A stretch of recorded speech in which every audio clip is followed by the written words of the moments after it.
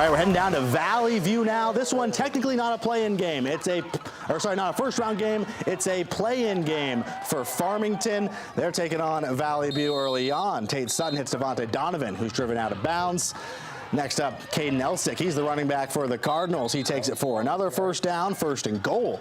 In fact, this time, Caden gets into the end zone to put Farmington up 7-0. And, well, that's just about all they would need. Farmington holds on to win this one. I say holds on. They never really were in doubt. 28-7 is the final, and the Cardinals are now officially into the playoffs.